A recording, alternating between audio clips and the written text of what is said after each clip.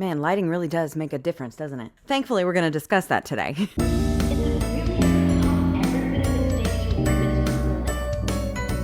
Hello and welcome back to my channel. If you're new here, my name is Natalie Megan and this is Weirdo Book Club. Today we're taking it down a notch, just lighting wise, because it's night and I was struck with ideas. And so I came up here and I had the overhead light on, but I refuse. So we're just doing a little soft like mood lighting and we're going to discuss kind of a crash course in content creation. I've had a lot of people ask me things over the years that I've been doing this, questions about like how to get started, how to set things up, how to figure out where you belong and what your thing is, how to schedule your content. Do you schedule your content? How to make a script? Do you need a script? All kinds of things, just content creation. So I figured I would give you a little crash course, 411 info dump today, whenever you're watching this. Hello, how are you? My qualifications are that I'm not qualified, so you don't have to listen to me. This is just like personal insight into something that I've been doing for close to a decade now. The YouTube is new. The booktube, the bookish content, that's relatively new. That's like 3-ish years I've been doing that. But I have been creating content and building community and an audience online since about 2016. So yeah, we're coming up on a decade. Wow, go me. Go us, really. This is a group effort for sure. So I'm going to kind of wrangle all the stuff that I've learned over the years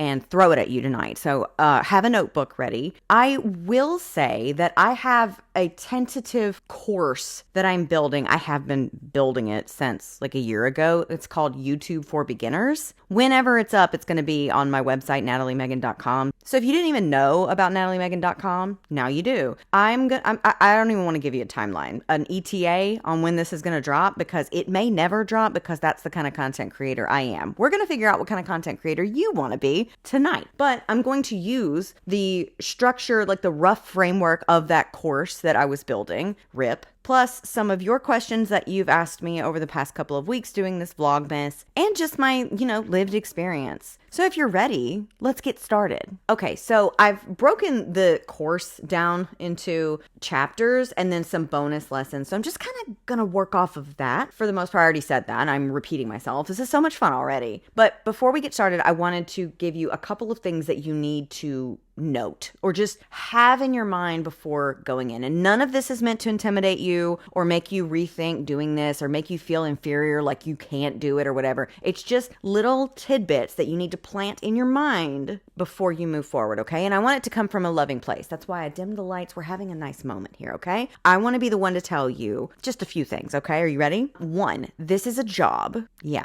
I've had a lot of people in the 10 years that I've been doing this approach me, commend me about some of the things that I've done, and say things like, I want to do that. I want your job. Man, it must be nice to just not do anything all day. And I hate to break it to you, but it should come from me. We're friends after all. It's a job. And if you want to see it go well, you're going to need to treat it like a job. And, I want you to have my job. I really, really do. I think there's place and room for everybody. And if I could have all of my friends on FaceTime with me while I'm working all day long, that's literally the dream. I don't know what kind of dreams you're having, but that's my dream. And so I want you to be able to make all of those dreams come true.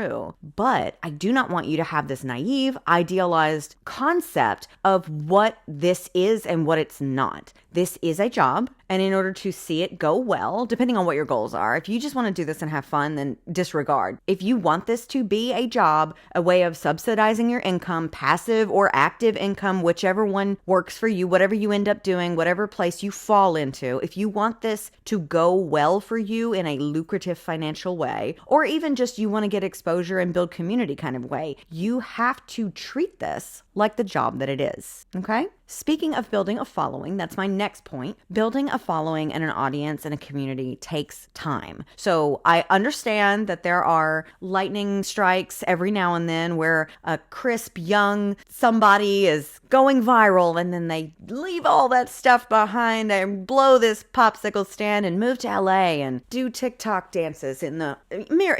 I know that does happen and we've seen it happen. However, that's the exception, not the rule. That is like a rare thing that happens to maybe this this many people when there are this many people online, okay? So I don't want you to put all your eggs in that basket that you're going to pop on and, I don't know, look decent and somebody is going to just, and it's going to just pop off, okay? The hard work is rewarded over time. I have gone viral a couple of times. I'm not in any sort of a consistent kind of a way, but the consistency comes from me back here whenever I choose to keep moving forward, keep making content, keep pushing it out.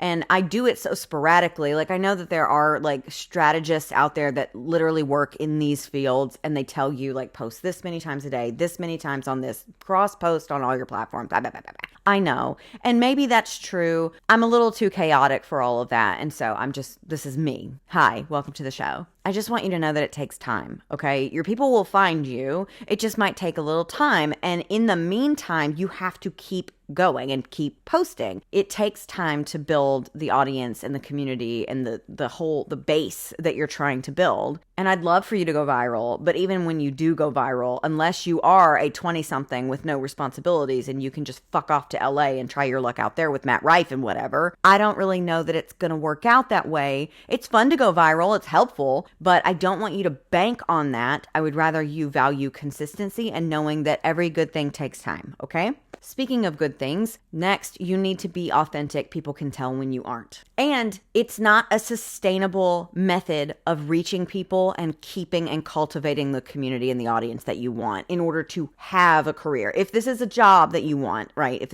That's one of your goals. If you want it to be a job, not being authentic to who you are is not a sustainable marketing plan. You will burn out. You will lose your passion for it. You will lose yourself along the way, and it just won't go very well. Show up in a way that is authentic to who you are. When you do that, your audience will find you and stick around because they will genuinely like what you're bringing to the table, and they will be able to see that authenticity coming through. On that one, this is a little bit of an asterisk next to the be authentic, but it's also very important. And I want to reiterate that none of these little sidebar important things of note are to intimidate you or dissuade you. Everybody has room here.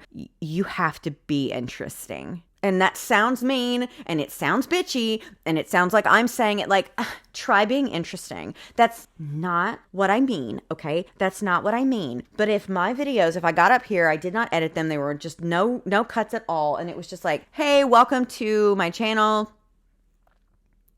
My name's Natalie Megan and we're going to talk about books. People have already clicked off. They're not, it's just, you have to be interesting. You have to connect with your audience through the pixels on their phone. You have to talk and find your way and all this other stuff. And we're going to get into all of that, but you have to first, at the base, you have to be interesting. Now, there are some people who can just be pretty. You can just show up, be pretty, but you shouldn't compare yourself to me. See how interesting I am? Wow. Okay.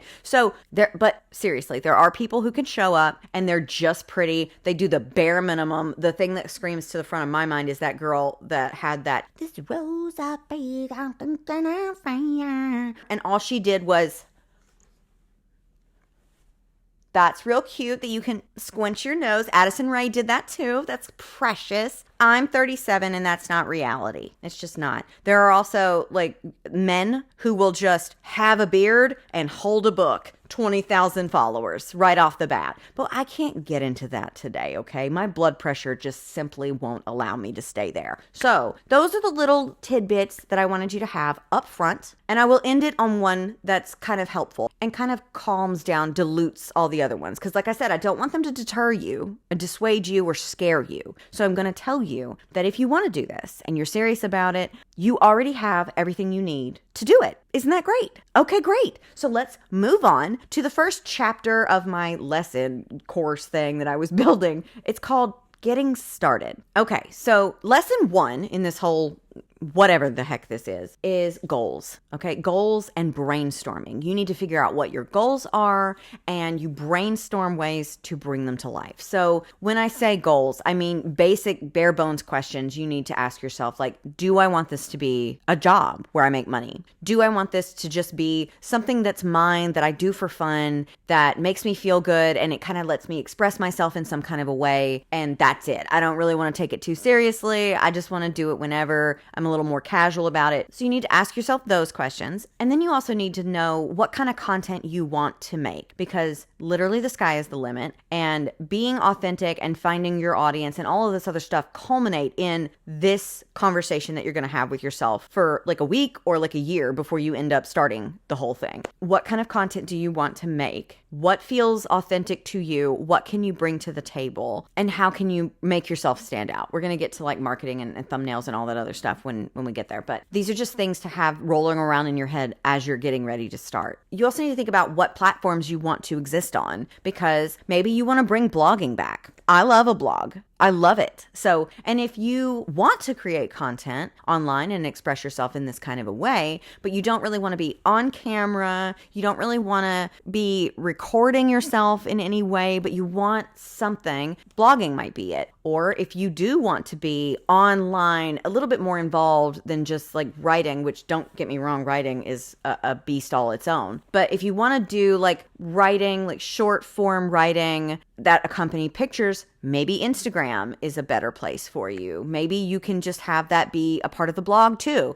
Or if you want to be in front of the camera talking, do you want to make short videos or long form videos? Which ones do you think you could feasibly do without causing yourself to burn out before you even get started? Do you want to do a blend of all three of those things? Do you also want to add podcasting in there? Like there's so many things that you can do, and it helps for you to kind of figure it out, because when we were starting the book club specifically, I know Hannah, she has a full-time job, so she can't do as much as I'm capable of doing. And so she found her little pocket where she exists in said book club. Like she runs our Discord, she posts updates, she helps facilitate and organize the meetings. Like she does that, and she does it super well. But from the very beginning, she was very upfront with me about, I do not want to be on camera. If you want me to do a guest spot on the podcast, I'll do that. I don't want to be on camera. I'll post on Instagram, but I don't really want to be on camera doing TikToks or anything like that. And I was like, cool, that's fine. And it's important for you to know what you're comfortable with and what you want to do and what you don't want to do, because each form of content creation requires a little bit of research and knowing what you're getting into before you slip in there, because you can't just show up and not know what you're doing and expect it to go well. So you need to be thinking about those things. Another way of whittling it down and kind of helping you figure it out is think about the kind of content that you consume. Where are you consuming it? Which platform do you spend the most time on? What kind of content creators do you watch the most? What is it that they provide you that you seek out and engage with more than other things, right? So for me, when I started this,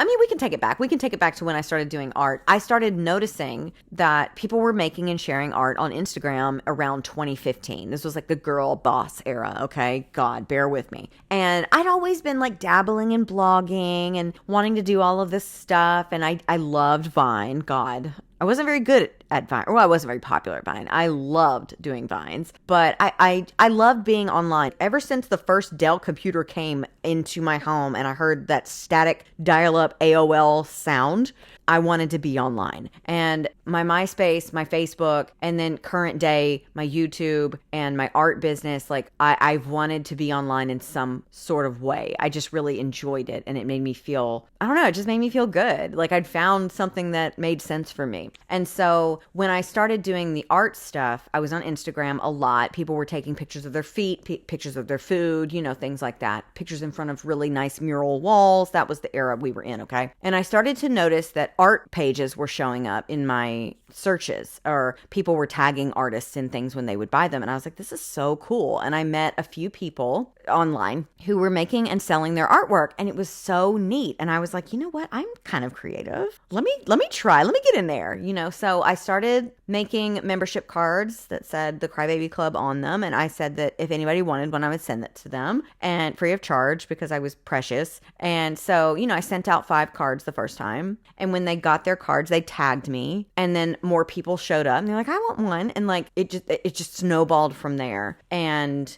it was really kind of spectacular to experience in that time. Like I can't even explain it to you, but it was so much fun. And then after it started to kind of turn into this whole different kind of monster, I had to run alongside said monster trying to figure out how to do graphic design, how to market my products, how to set up an online store, like how to turn my designs, not only from my sketchbook to digital, but then take the digital design and turn it into a product. And so I had a lot to learn, and I really did my best at it. I tried, I got better, I honed my craft, I got better at talking to people and reaching people and discussing things online and sharing my things online and all of this stuff. And it took time, but over time, it went really well. And so in the middle of that, I don't even think I really thought about it. I was just there doing it for fun, and it was an accident. I used to tell people, because they would ask me like, how did you start this? And I was like, by accident. It was an accident, because I was just showing up as myself, talking to no one and pretending people were there listening to me, and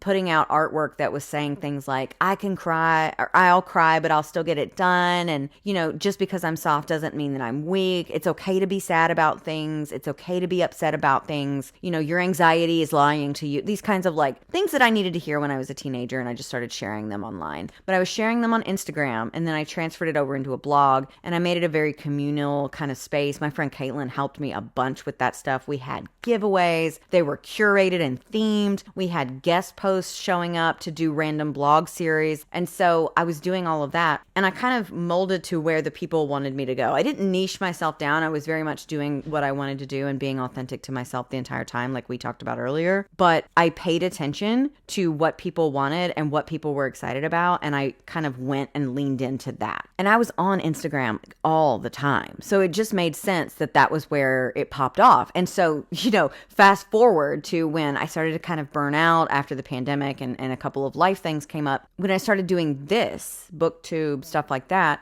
or book talk is where I started. I was like, you know what? I'm going to start doing an Instagram, a bookstagram, because it went so well for me the last time and I already know how to do it. So I'm just going to start doing it there. And guess what? It didn't really go very well, because the times and the internet culture had shifted. Like I said, I mentioned the pandemic. Everybody went to TikTok. Everybody was making silly little videos in their backyard. And so while it was daunting to try and learn a whole new skill, it wasn't the first time I had to do that. And so I figured it out. And I had a bunch of my friends and other people that I was following, like Schizophrenic Reads, Baker Reads, The Morbidly Curious Book Club, Reading with Kate or Reading with Kay. I don't remember what her name is, but all of these people are linked below. These are the first few little TikTok accounts that I found that were talking about books online. And I was like, oh my God, this is so fun. I love to read. I just recently started doing it again. This could be so much fun. And I'll just get online and I'll start talking to you about all the little books that I read. And I remember I texted my friend Caitlin and I asked her, I was like, do you think it'd be okay if I like tried it? And she was already doing it. And she's like, absolutely, please do it. And I want you to know that that's the energy I have when people tell me they want to do this too. Absolutely do it. Do it. I want you to do it. I want to help you succeed if I can. I just want you to have a realistic vantage point, okay? It looks easy from where you are. It looks like videos just come out. You do not see the work that goes in. You do not see the planning. You do not see the scraps, piles of paper filled with notes of concepts and ideas. It's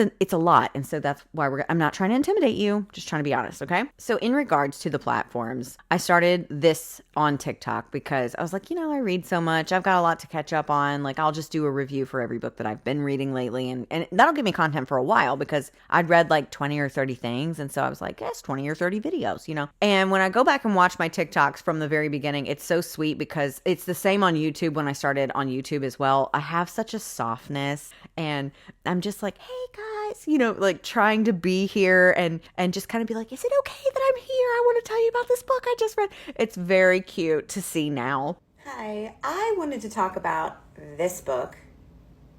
My book club picked it as this spooky read for October. I think it was 2020.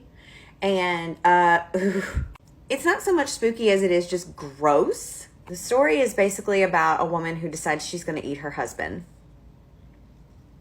which I get. And along the way, I found myself and my voice and like what worked for me. But I will say, like I said, there's many times that I have gone viral. My videos have seen upwards of hundreds of thousands of views. And it still took consistency and work the entire time to get where I'm at now. And so let's shift it back to the point of this whole lesson. It's like the goals, okay? Is your goal making money? Is your goal to have fun? Is your goal to make like digital assets that people can pay for in your online store? And it's like a passive income kind of thing. Like you set something up and then it just goes without you. And you make like, you know, recurring money from that. And depending on where you land on all of that, everything else will shift because of your answers. Because if you just want to make silly, goofy videos because it's fun, you don't need this microphone. If you just want to get online and talk shit with your friends for you and your friends, you might not need to script. You know, there's so many elements that are at play and in rotation and constantly moving, these moving pieces that change depending on what your goals are. So I think it's important to start there, to sit down, have an honest conversation with yourself about what your goals are, where you think you would do the best, where you'd be the most comfortable sharing your content, posting your content, which platforms you're most comfortable with, what kind of content you consume and why you like it more than other things. What is it about it that makes it so alluring to you? Why do you engage with it more? And how can you embody all of those things and make your content a place that people want to come and hang out too? So next lesson is equipment. And I already did a video about this, as I said. I've linked it below. I go over all of the stuff that I use currently. I have a list of things for you to like price check and just see, and it's all very organized. And I've linked that video below and everything you need is in there. But to sum it up, if you have a phone and a way of editing your videos on your phone, like CapCut or YouTube just put out a new app where you can edit videos in. TikTok has a built-in editor for those videos. If you have a phone with a camera, you can make these videos. You do not really need anything else to get started. Here are a couple of clips of me in my early days, and you can tell that the quality is not very good. Welcome to my booktube. My name's Natalie Megan. You may know me from several different ways. You may not know me at all, which is the more likely option. Here we go. Hello, welcome to my channel. If you haven't been here before, my name is Natalie Megan and I am an artist and a book reviewer, and I've decided to branch out and make a YouTube. Hello, I'm Natalie Megan. This is Weirdo Book Club, and welcome back to my channel. Today, we are going to be discussing begrudgingly and regretfully The Pawn and the Puppet. When I was 19, I flunked out of college and dressed up like Britney Spears from the Slave For You video. But Skylena's out here making moves. But it got me started. It was the catalyst that led me right here, right now, talking to you. And it served as a way of like kind of lowering the stakes and the pressure and just keeping it kind of casual, while I also learned how to talk to the camera, became comfortable talking to the camera, got my footing when it came to like editing the videos and stuff. Like all of that stuff does take time. There's a learning curve. But since I started out with just like a naive, like I just want to talk about books, there was no business plan. I did not have a model in place where I had these milestones I had to hit. I was just having a good time. And so again, if all you want to do is like express yourself in some sort of a way and have fun, you don't have to invest in a whole bunch of equipment. But if you are interested in all of the equipment that I use and what I would recommend, the video where I talk about equipment in depth is linked below. So after you've figured out what your goals are, what kind of content creator you want to be, where you will be creating most of your content and all of that, plus kind of started playing around with that content with the equipment that you already have at your disposal, the next thing that I would recommend is like setting the scene.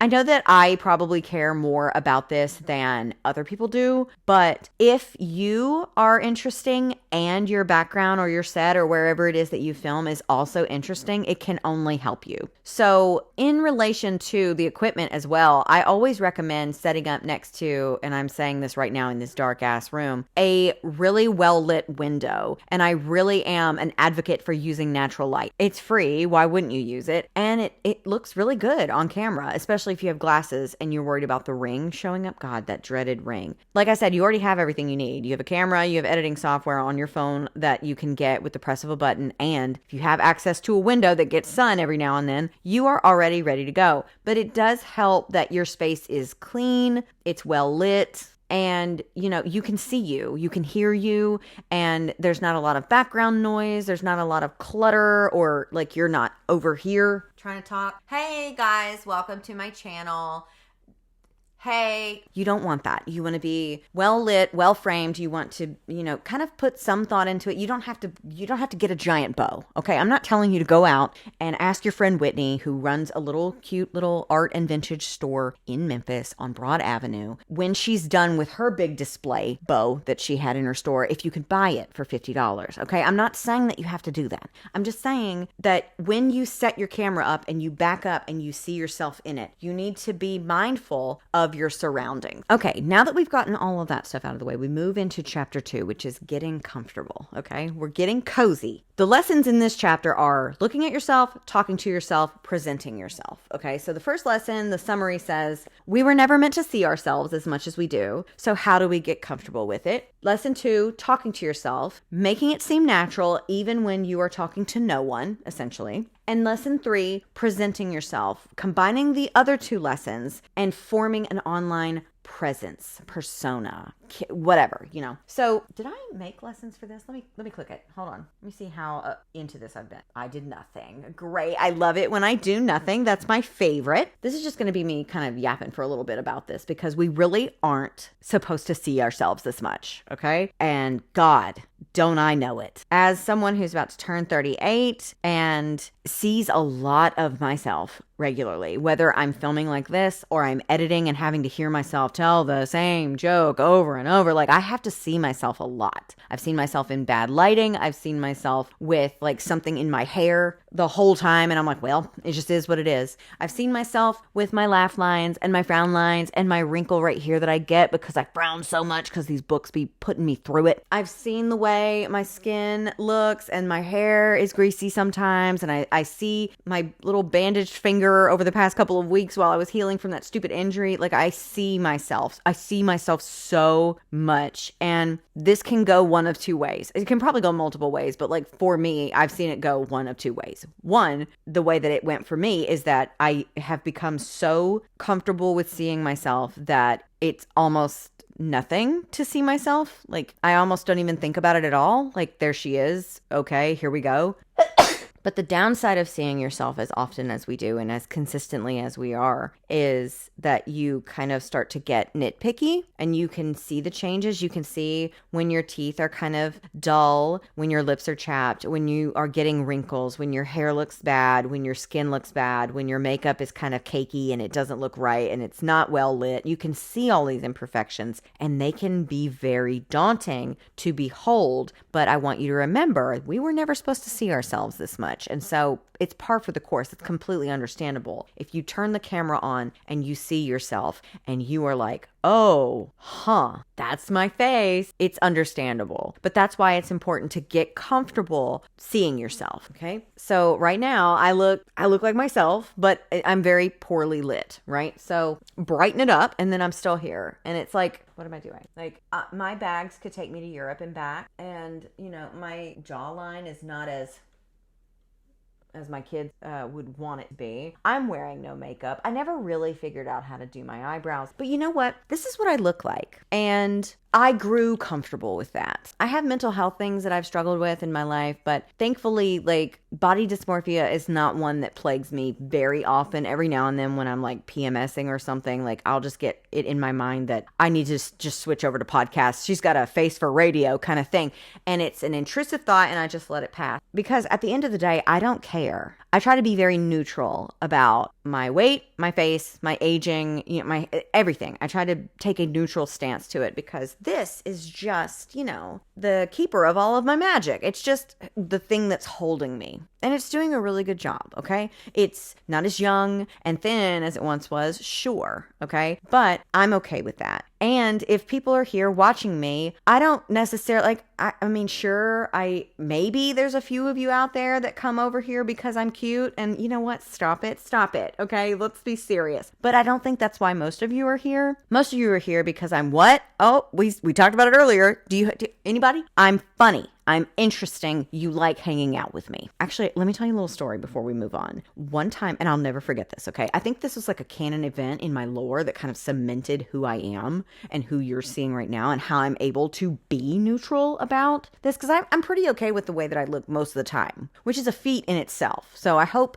that if you struggle with your, facing yourself and dealing with how you look, I hope that you get there one day. I want that for everybody. Peace, you need it. You deserve it. But it wasn't always like this because being a teenager is hard. So me and my best friend at the time were at the mall, right? And she was drop dead. She's always been gorgeous, glamorous. Okay. She knew how to curl her hair. She knew how to put eyeliner on. She always had a really cute bag, jewelry. Like I cannot stress this enough. I was raised by tomboys. Okay. I played softball since I was 4 years old. My mom one day got tired of fixing my hair, so she gave me a bowl cut. I'm not fucking kidding you. Okay. I was like 8 years old. I was not glamorous in this way. I didn't have jewelry, okay? And if I had it, I didn't wear it because I was in the woods. I was in the woods. I was on the go-kart. I was on the four-wheeler. I was fishing, okay? I didn't have time for any of that. But I appreciated it when I saw it. And my best friend at the time, beautiful. She always was. And she was so funny and she was so fun. She was also a little shy. Not around me, of course. We were best friends. But she was shy whenever we were anywhere else. And I was the one that was a little more talkative and more outgoing. And so we're at the mall. We're 13, 14 years old, okay? Peak mall time, okay? You can't even imagine it. And we're there and we meet these two boys who are around our age and they're super cute. I couldn't for the life of me tell you what they looked like. I don't remember. Not important. Why would a man be there? But anyway, we met them and we're talking to them. There's two of them. There's two of us. Perfect, right? We exchange numbers. When we get home, one of us calls one of us and then that one calls another one and that one calls another one. We had a 3-way, 4-way, everybody into the phone call, right? And while we're on the phone being teenage girls and boys, we just casually,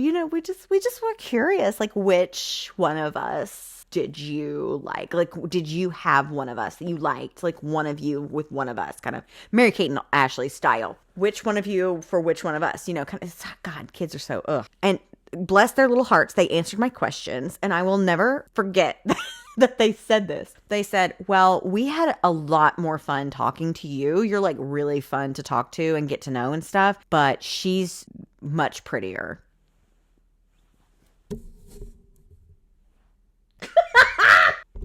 And I took that personally, okay? I didn't actually. I knew that already. But I was like, you know what? I kind of think that's okay. Like, maybe I'm remembering it wrong and I'm viewing it through like a vantage point of being old and now I can look back on it with like a rosy, like little glow. But I really do remember thinking like, honestly, if I had to pick, I'd rather be fun. But I don't think I had to pick necessarily.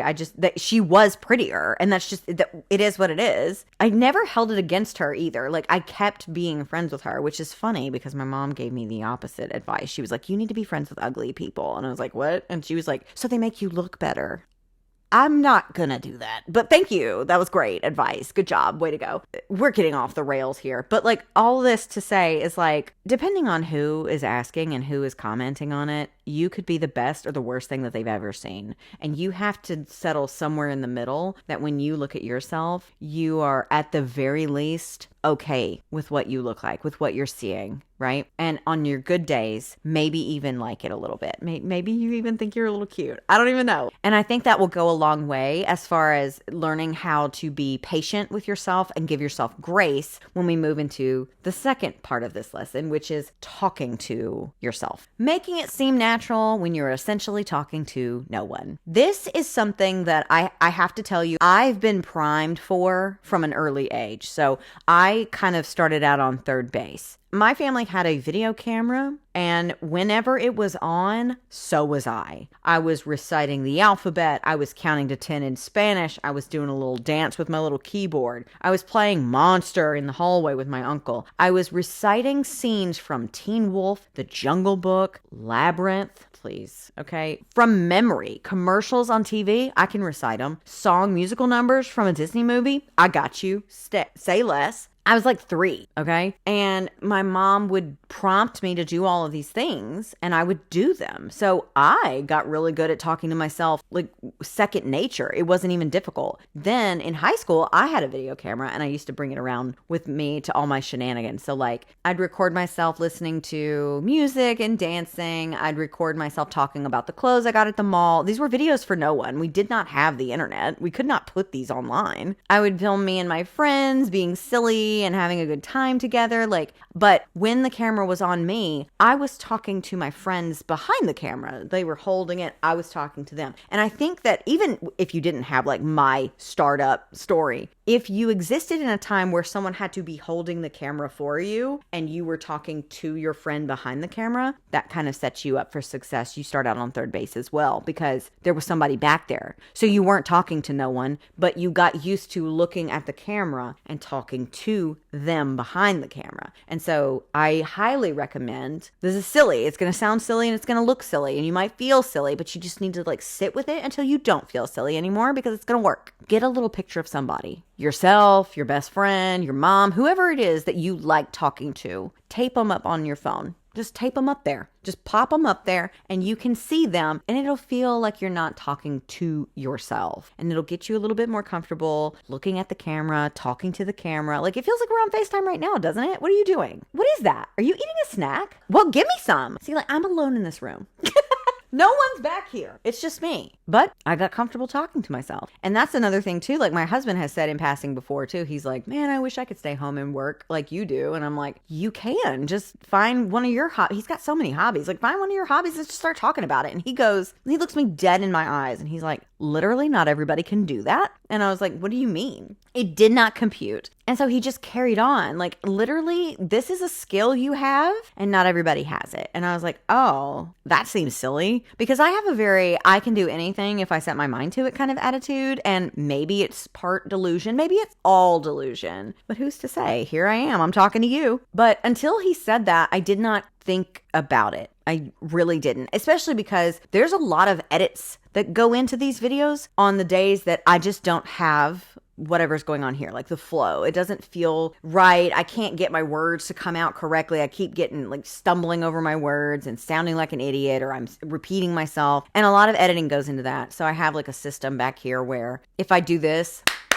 it spikes on the editing. Like when I'm in editing mode, I can see the spikes and I'm like, oh, I know that I need to cut out whatever was before this because I'm about to say it all over again. Because that's another little thing that I have started getting better at as I've been doing this more often and I've been making longer videos, is that if I don't say it right the first time, I'm just going to do it again. So for instance, let's see. Let me see if I can find something interesting here. Let's see. Okay, here's so I'm going to read you something from Infinite Jest. And this is literally me reading it and then I'm going to say it to you like in a way that you will think that it's natural coming out of my mouth, okay? God, this is difficult. Let's find a little quote, shall we? What if sometimes, okay, see, I already messed up. What if sometimes there's no choice about what to love? What if the temple comes to Muhammad? What if you just love without deciding? You just do. You see her and in that instant are lost to sober account keeping and cannot choose but to love. Okay, that's complicated for no reason. So let's try it again. What if sometimes there is no choice about what to love? Okay, great. What if sometimes there is no choice about what to love? Oh my God, I nailed that. Okay, what's next? What if the temple comes to Muhammad? Okay. What if the temple comes to Muhammad? What if you just love? What if you just love without deciding? You just do. You see her and in that instant are lost to sober account keeping and cannot choose but to love. Now this one's going to be kind of tricky, okay? You just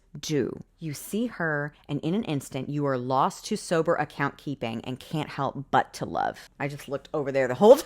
Lost to sober account keeping and cannot choose but to love. Cannot choose but to love. Okay. You just do. You see her and you are lost to sober account keeping and can't help but choose to love. I know that that's not right. And cannot choose but to love. See, why is it so complicated? You just do. You just do. You see her and in an instant you are lost to sober account keeping and cannot choose but to love. And now I'm going to splice all of that together, and it's going to seem like I know what the hell I'm talking about. But you know, because you just watched me do that I don't. What if sometimes there is no choice about what to love? What if the temple comes to Muhammad? What if you just love? You just do. You see her, and in an instant you are lost to sober account keeping and cannot choose but to love. Ta-da! Voila! There you go. Mwah, no need to clap. Not only is this a lesson in how much editing can really carry you through, but it's a nice little exercise to just kind of know you're gonna trip up. You're gonna hiccup or burp or cough or sneeze in the middle of a sentence. You're gonna say something wrong. You're gonna misspeak. You're gonna say something twice and miss it in the editing. That happens to me a lot. You're gonna do like me, where you say something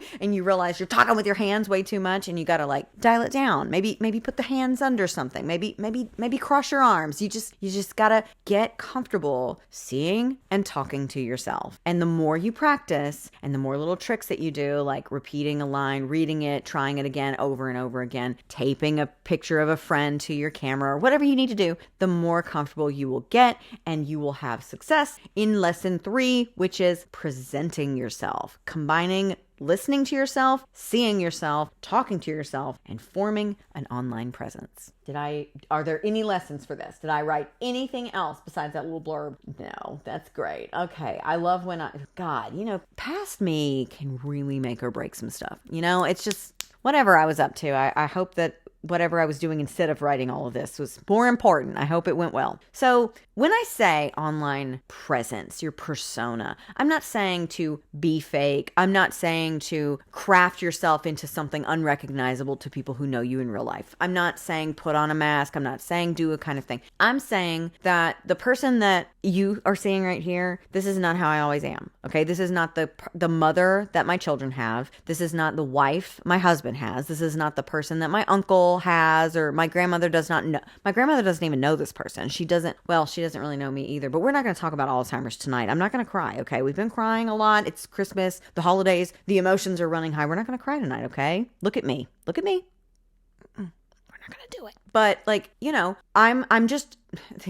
a person, I don't want to be that person, but I'm not this person elsewhere. I'm just a girl. I'm just an ordinary girl. I'm sorry about that. I do talk about things that I read with my husband. My kids get my little corny jokes every now and then, and they roll their eyes and then go upstairs and don't come down until dinner's ready, But this constant on talking, gesturing, being like, see, I told you. It's not who I am. It is and it isn't. See, when I was doing the art stuff, I got a lot of people, I would meet a lot of people in my local area because, I would do markets and festivals and things like that and sell my art and my wares and my everything like that. And so I would meet a lot of people, and the person that was typing out the words and writing the cute pink pastel color paletted words about mental health and learning how to love yourself and speaking kind things to yourself out loud when your internal monologue is just being really ruthless to you. People would meet me, and I'm kind of like this. I'm kind of chaotic, and I'm all over the place, and I'm a yapper, and whatever. And they'd be like, you're a lot different in person than I thought you would be. And I'm like, well,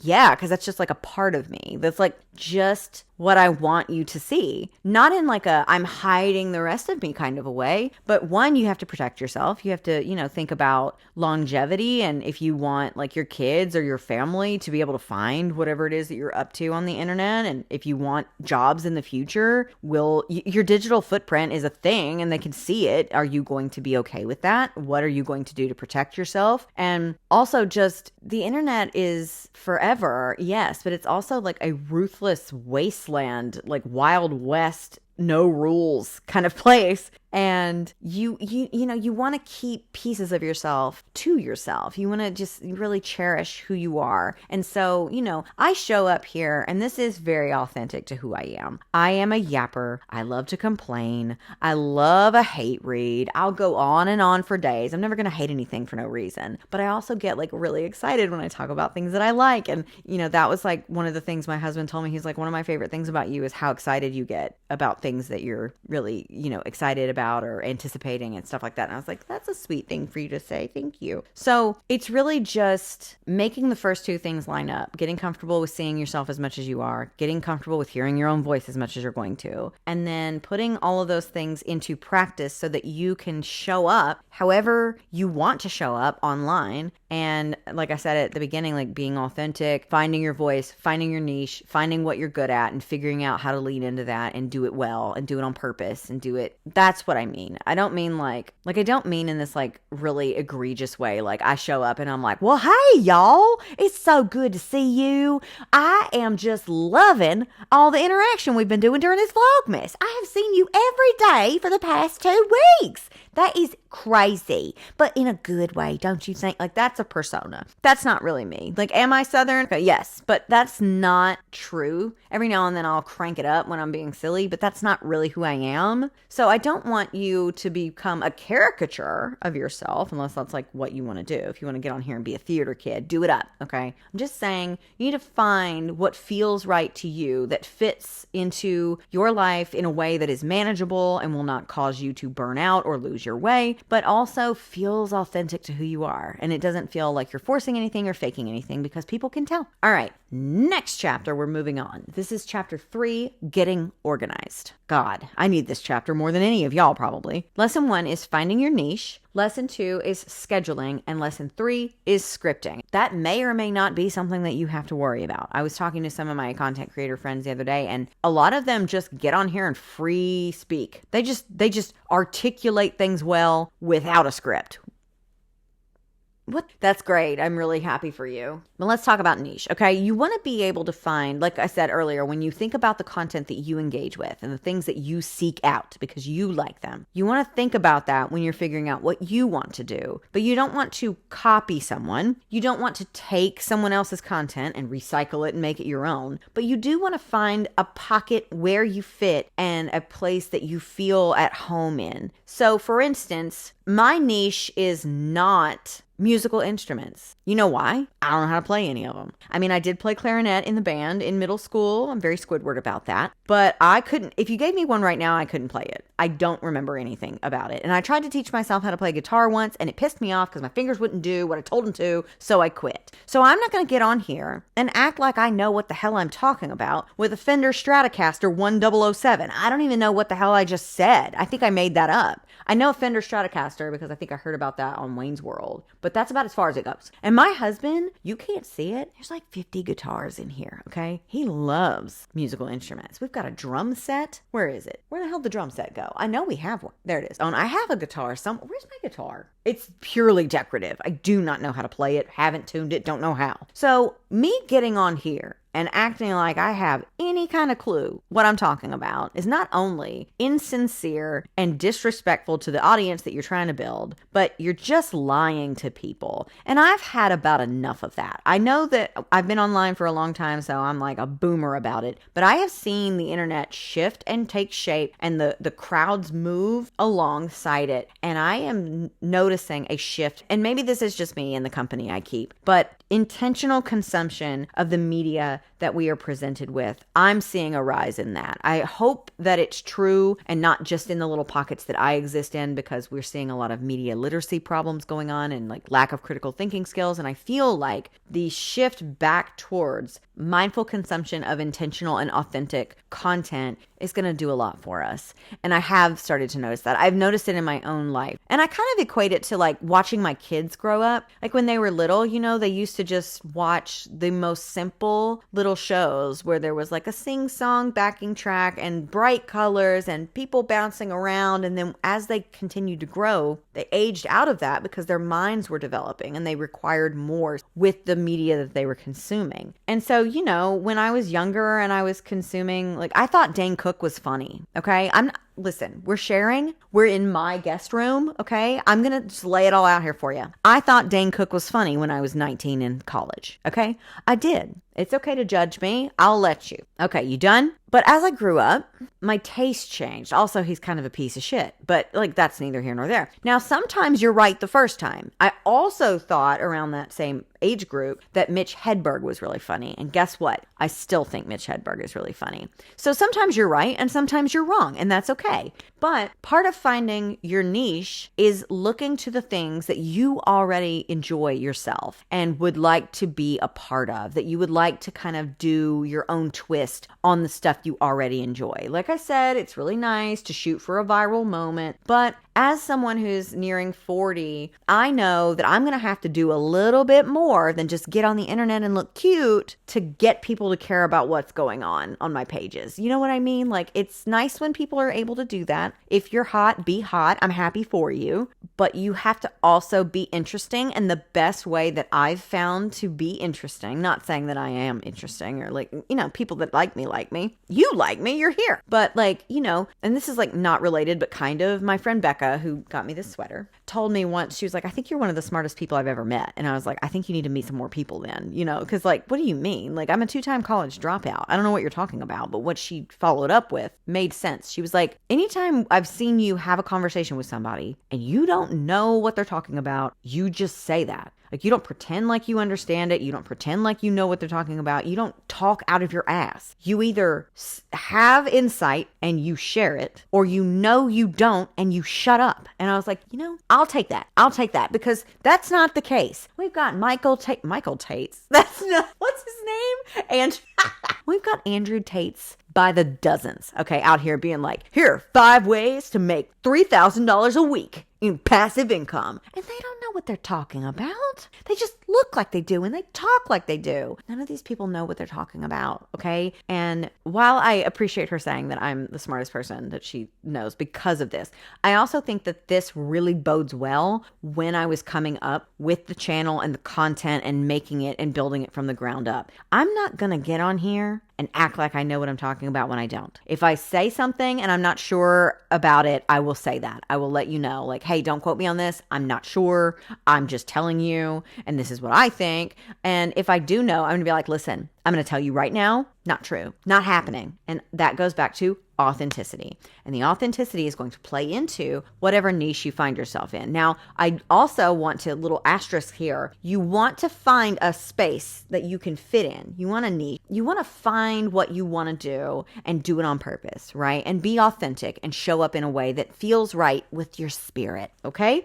But you also don't want to let your niche become your cage. Because like I said, a couple weeks ago, I went viral in a way that I don't think I've ever gone viral like that before, because I made a TikTok parody song making fun of Taylor Swift's new stupid album, the I Love Travis album, the He Has a Big Ding Dong album, and I got almost 1 million views. That's insane. That's a lot of views. Now, would I probably be able to niche way down and just make an entire account where all I do is sing dumb parody songs? Yeah, I probably could have. Do I want to do that? I'm going to tell you right now, I don't. It was just a silly, goofy little day, okay? That album dropped. It sucked. And I made the song because it was funny and it made me laugh. So I was like, why not? Boom. Viral. Great. I refuse to let my niche become my cage. I think, honestly, I know I brought her up already, or I think I brought her up already, and I hate to keep doing it, but the Hawk Tuah girl is a great example of this, okay? She niched down in being, like, I don't even know if she niched down. She said one funny thing once and then moved to LA or something. I think I heard that. I don't know if it's true. See how I did that there? And I don't think it went really well for her. But then on the flip side, you had Charlie D'Amelio doing little silly, goofy dances to fun little TikTok sounds. And now she's on Broadway. Like, sometimes your niche is your home. Sometimes your niche is your cage, your undoing, your downfall. And you have to be careful of that, which is why I know that my niche, especially on YouTube, is hate reading terrible popular romance books. I know that. However, I like to have fun sometimes in different ways, which is like, oh, I don't know, reading a book that I enjoy. So I can't read bad books all the time, lest I run the risk of not liking something that I've liked my whole life anymore. Like, that could make me hate reading and never do it again if I did that much. So you have to like have these boundaries in place so that your niche doesn't become your cage. You have to find what you like to do, figure out a way to do it that feels authentic to who you are and is interesting to an audience that might make them want to stick around and listen to you and hear what you have to say for 30 seconds to 3 hours, whichever format you want. but don't niche down so hard that you bury yourself in it. It's a very delicate little dance. That's another reason I'm really thankful for Vlogmas. I've been having a lot of fun like branching out in terms of the content that I provide here because like, don't get me wrong. Do not misunderstand me. I love hate reading this shit with you. It is so much fun. It is fun to read it. It is fun to talk shit about it. It is fun to script it. It is fun to read it to you. And it is fun to do the voices and Zayd and all this other stuff. It's fun. I have fun. It seems like you do too. Don't get me wrong. I love it. But for my sanity, I have to sprinkle in some other things. Even if they don't get a lot of views, even if there's not a lot of engagement on it, I have to do it for me, okay? I do the hate reads for us. I do the other little fun, silly stuff for me, Mamie, and like 3 of y'all. Okay, I'm going to combine scheduling and scripting since I'm kind of just going off the cuff. I don't have a script, obviously. I'm doing my best. Scheduling and scripting are both kind of optional and dependent on what kind of content you want to make and what kind of content creator you want to be. Now, in theory, I love a list. I love a tentative plan. I love a calendar. I love a planner. I love a schedule. I love all of these things. But in practice, I'm a little bit more chaotic, and so is my life. Like, I have 2 children, and they are older now, so it's definitely less chaotic around here these days, thank goodness. But it's still like somebody could get sick. Somebody has a half a day because they're exempt from some of their exams. And sometimes, you have to match the energies or compensate for the lack of them in the house. Like when you live in a house with other people and you don't want to be a dickwad. Like when my husband comes home from work and I can tell that he's had a really rough day or a rough week, I cancel whatever I had planned for the rest of the day and we just spend time together. Or, when my grandma gets sick, I'm not going to do anything. So yeah, I'm going to be over there with her. And so, scheduling could help in that situation because then you'll have a back catalog of stuff that you can just plug in and go with. But I am not organized enough to be able to do that feasibly without driving myself insane. You may be different, and for that, I envy you. But I do think that a schedule, like even if it's just a loose schedule, a series of events, content, concepts, ideas that you want to execute at a certain point, and you just have them in a list form. They don't have to be attached to dates. I do think that it helps to have a kind of a rough idea of what you want your content to look like and how you want it to take shape. Now, scripting. Scripting is another one that's really optional. You can do anything from like a very advanced script that is every single thought. You write out every single joke, every single point of contention that you want to bring up, everything that you want to make sure not to miss, every plot hole that you notice. And obviously this is coming from me, a booktuber. So just take that in stride and plug it into however it's relevant for whatever content you're creating. But like maybe you want to be that in depth with it. I know that I am on my rant reviews, but I also have some rant reviews. They're not really rant reviews. They're like read alongs and react in real time. You've seen these vlogs on my bindery maybe. And then there's also the occasional, like when I read Cold Sweat by Vera Valentine, I didn't have a script for that. I was reading it in real time and filming as I did. And it turned out really well, no script. But it was like 50 to 70 pages. It's not a big thing. So it's not a big project, not a lot to digest, not a lot of stuff to keep straight. And so that kind of stuff doesn't really require a script. And so maybe the stuff that you're creating doesn't require a script. But it always does help me in general to have a rough outline of how I want to start the video, what I want to be sure to say at the beginning of it, how I want to integrate, like, hey, you should join my bindery. Don't forget to like and subscribe to the channel. Like throw it in there organically, like in the middle of it, like note in the middle of my script, like, hey, don't forget to say like and subscribe if you're having a good time. And,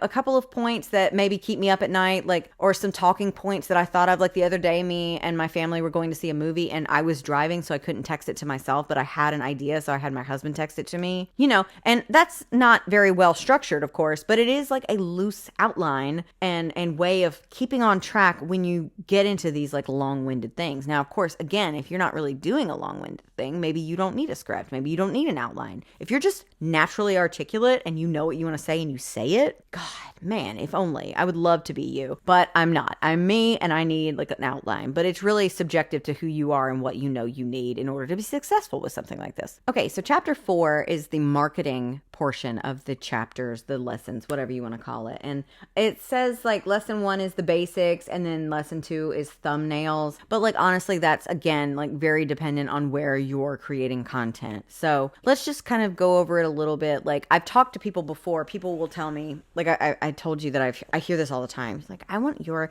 job. I think I want to do this. I think I want to do that. I think I want to try to send it, blah, blah, blah. And I'm like, cool, how can I help? And then I will give them like a rundown of everything we just talked about, plus how to create content, how to batch film or shoot or whatever it is that you have, how to schedule out your content to post on its own without you having to do anything for weeks at a time, blah, blah, blah, blah, blah. And then I have people hit me with that sounds like a lot of work. That sounds hard. Yeah, because it's a job, because it's my job. So again, if you have a goal that you want to do it for a silly, goofy little fun time, and you just want to be able to express yourself in a way that you can document things as you do them, fine. That's fine. And it's going to be really fun. And let me know when you start it, because I want to have fun too. But if you have more goals beyond that, and you would like for this to turn into some sort of financial thing, like it's a job or, just casual way that money comes in, then you should like know how to market yourself. And that is kind of a large chunk of how this will go. Because again, I say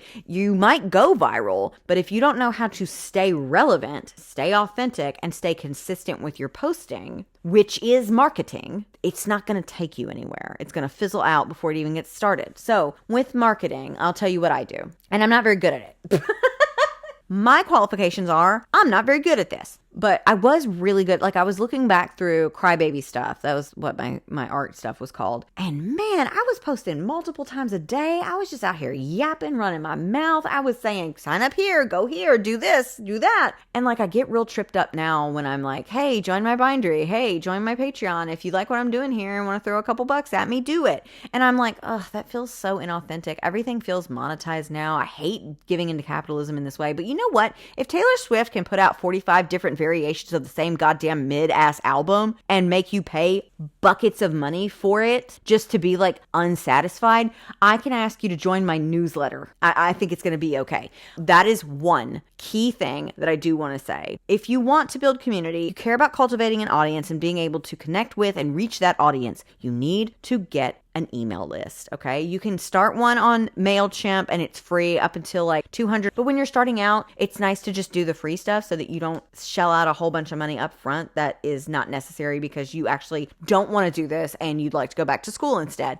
Like you don't want to spend money if you don't have to. I have a Substack. I don't use it now. I've transferred most of my content over to my bindery, which operates as a newsletter and an email list in itself. But like when I started my Substack and my book club, I had everybody sign up via email. And that way, if you remember the TikTok ban that was like 16 minutes of shit, right? Yeah, you remember. When something like that goes down, because if you spend all of your time focusing in on one platform and then the platform gets taken away by a fascist regime, even if it was just for 16 minutes, you're left feeling like you're going to lose a large chunk of your audience. And I'm going to tell you right now, you would, because that's happened to me multiple times. Not with like a TikTok ban or anything, but like when I've moved from, I've hosted the book club specifically on several different book clubbing kind of sites. Fable being the most recent one. And when I found out that they were using generative AI to do some of their stuff, I left because I'm not about that. But each time I moved, I had to essentially start over from scratch because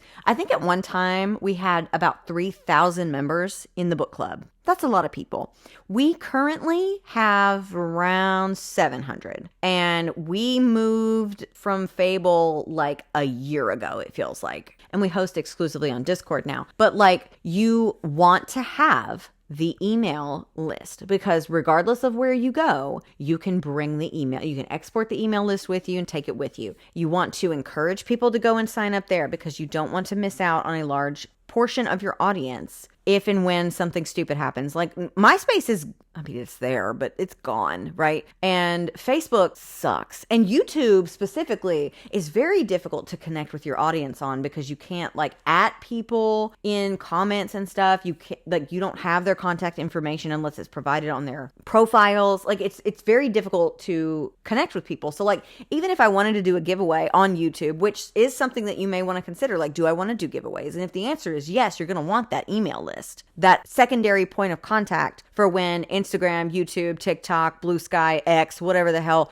goes under or isn't going as well, or you can't reach them in their DMs, or they don't allow people to tag them, which I've encountered a few times on Instagram where somebody will win and I'm trying to tag them and I can't because of their settings. You want that secondary thing and you want it to be able to go with you wherever you go. So I highly recommend an email list. Cannot recommend that enough. And if you have a Substack, which is essentially like a newsletter/blog, it's free to set up and you get to export your members list when people start to subscribe to you. So that's a fun, free little resource for you if you want to get started on that. The next thing, I'm not going to get into it today. Maybe I'll make a video about it, like really getting into the thumbnail thing, but that's really specific to YouTube as well. But you want to create images, videos, whatever medium you choose to create in, you want it to be visually striking. You want it to make people want to click on it. And if you are just that gorgeous, fine, let it be your face where you're just sitting in your car, right? Like, great. Like, I love it. Oh my God. Click. Like, I am not set up that way. I'm just a regular bitch. So I have to also be funny and interesting. So, but aside from that, if you're not just drop dead gorgeous, you're not like Marilyn Monroe out here living in 2025, then you're going to need to think about what you're presenting and how you present it. Canva is a really great resource that I use to make my thumbnails in, and it is free. You can sign up for paid resources and stuff, but it is free to use and it is very easy to use. It's very user friendly. You just kind of poke around until you get the hang of it, which is what I did. And you make thumbnails that jump out, that say something in real big letters, that have like the cover of the book that you're talking about, or like you really want it to be visually striking to where people will stop scrolling to see what it is. And then you want to be audibly and visually interesting enough that they stay for the video, right?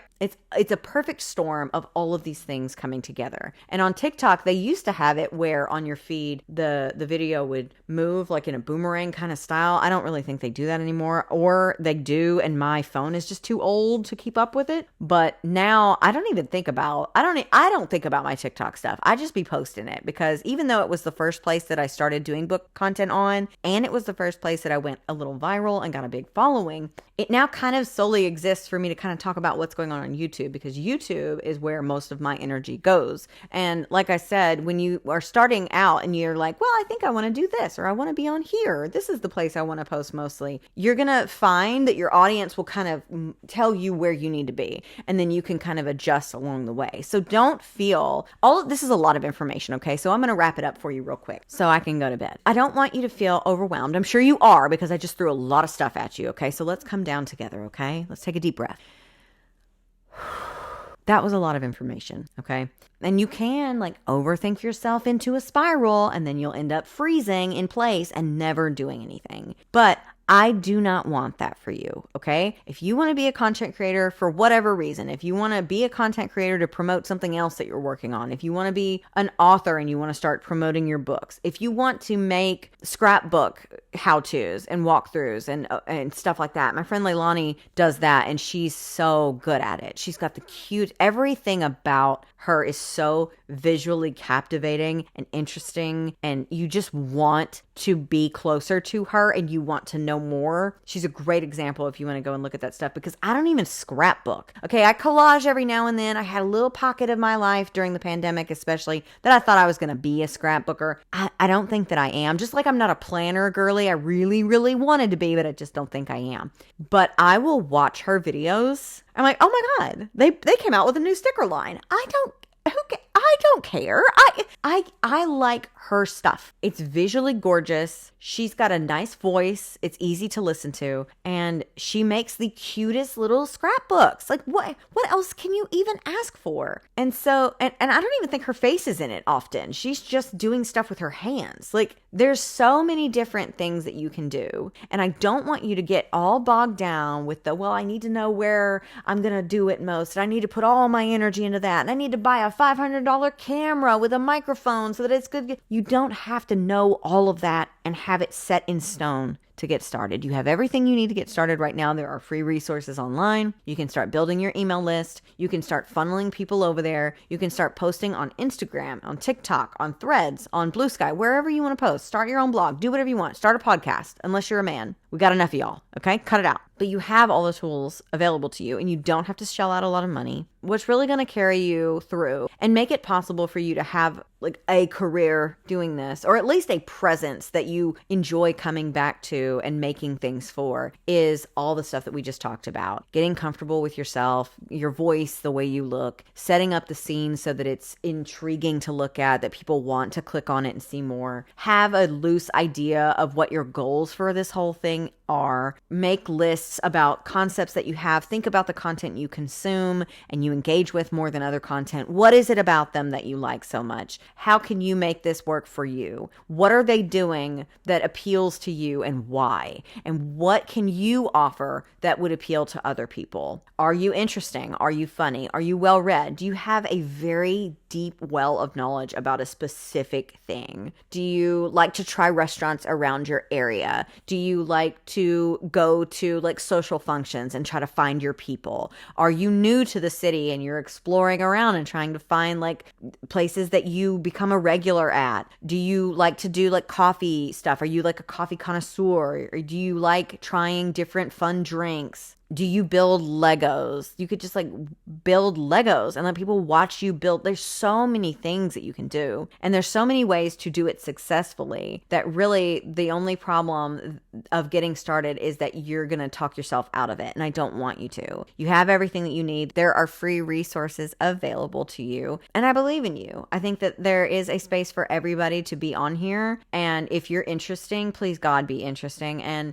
you have something to say and something to offer, and you're willing to put in the work, because it is work. Even if it is something that you're doing for fun, you do require to show up and do it well, then I think it's going to go well for you. And I think that it'll be an overall positive experience. And even if it doesn't last forever, even if it fizzles out after like a year or 3 years, or if it's just something that you don't want to do anymore, it doesn't bring you joy anymore, and you end up closing that chapter, you will learn a lot from doing it anyway, and you'll carry those lessons into whatever your next adventure is. I experienced that when I shifted from the art to the book stuff, because there was a lot of stuff that I didn't know what I was doing at the beginning of Crybaby, that when I started Weirdo Book Club, I already knew what I needed to do. Like it wasn't even a second thought. I'd already learned all these things and I'd gotten better at them over the course of running that small business. And now I'm ready. I'm here.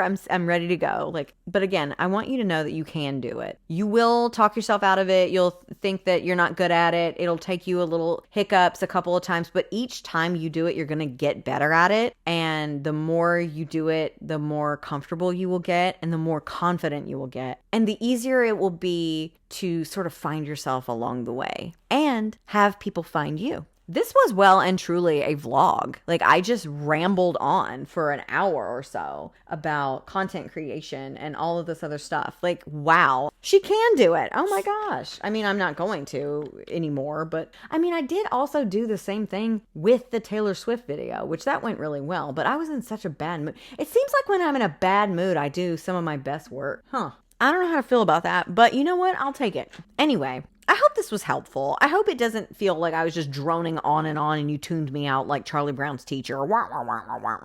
Thumbnails.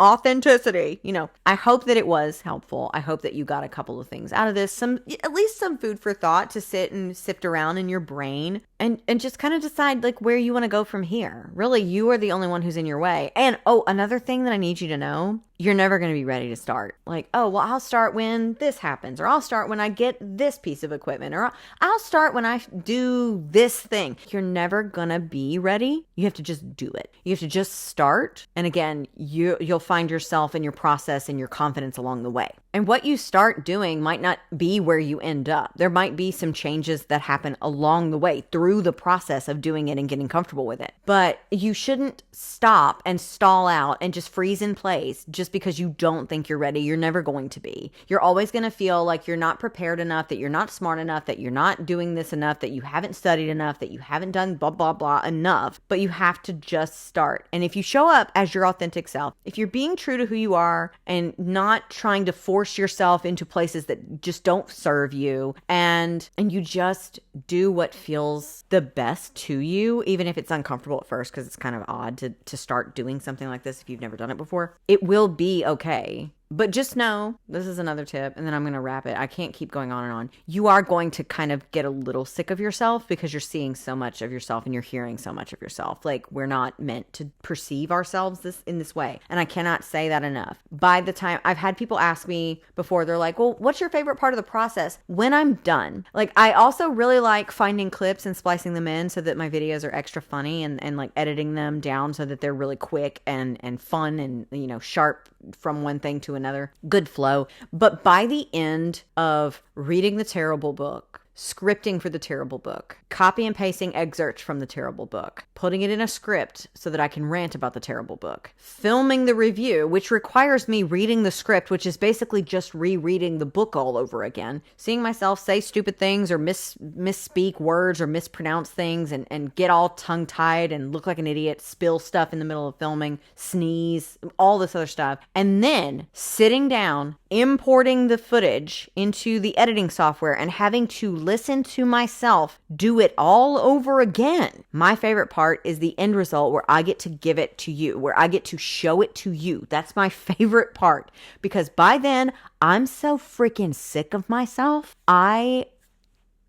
You know, like, geez Louise. And I like me pretty decently. I have a pretty decent relationship with myself. I have a very rich inner life. I really blame my childhood for that. Like, I spent a lot of time in the woods, as I said, creating these worlds and these little fake scenarios and acting out scenes with literally no one. It was just me in the woods. And I learned how to be by myself and with myself and enjoy my own company. And so I have a pretty healthy relationship, like work business balance between being myself, which I have to be all the fucking time, and then having to see myself be myself, which I don't have to do all the time. And it's good because it gets really annoying. And a lot of times after I have a filming day where I've been scripting and filming and editing and this and that, I am just sitting downstairs in silence. I'm playing brain off games on my phone and I am listening to nothing. It's just, I need nothing because I am so much everything and it's just all the time. And so, you know, yeah, my favorite part of the process is giving it to you. So I am going to probably experience a lot of nonsense tomorrow when I edit this, or I'm going to be like, I'm just going to throw this whole thing away. But I want you to know, if you're watching this, that means that I didn't throw it away. I did not let my personal feelings about being so bored of my own self, because I spend all day, every day with myself, get in the way of pushing this through to the end result, which is ultimately getting it to you. I do hope this was helpful. I don't know if it will be or if it will just be like a rambly mess, but I know that you will tell me because you are really good at that. I appreciate you sitting with me and listening. I asked a couple of you, well, I put up in my Instagram stories a question box, like an anonymous question box for you to ask me questions about content creation. So I'm probably going to loop that in the Q&A that I'm going to do on the last week of Vlogmas. So if you haven't done that already, or if you have a question that you'd like to ask me about content creation, you can find me on Discord. If you join my bindery, it's free to join and you get access to the Discord through that. You can find the link to go and ask me the questions and the forums and all the other stuff. It's all on my Discord and it kind of all lives over there for the time being until, you know, we move on to something else. So yeah, there's no time like now to join my bindery, my /newsletter. You'll get emails sent straight to you about the books that I'm talking about, Discord access, and a bunch of other fun perks too. I try to make it fun for everybody, regardless of whether you're paying me or not. So again, I hope that you like this. I am going to try to work on the actual course that I was building because I do think that it would be beneficial to have it more streamlined and organized and less yappy. But for now, for Vlogmas, this is my token to you. This is my day whatever Vlogmas video, and I hope that it was helpful in your quest to become a content creator. And I wish you luck. And let me know if you have any other questions. You can ask me down below, and maybe it'll make the Q&A video when I get around to it. I love you. You don't have to say it back. I'll see you later. Bye. I'll see you tomorrow.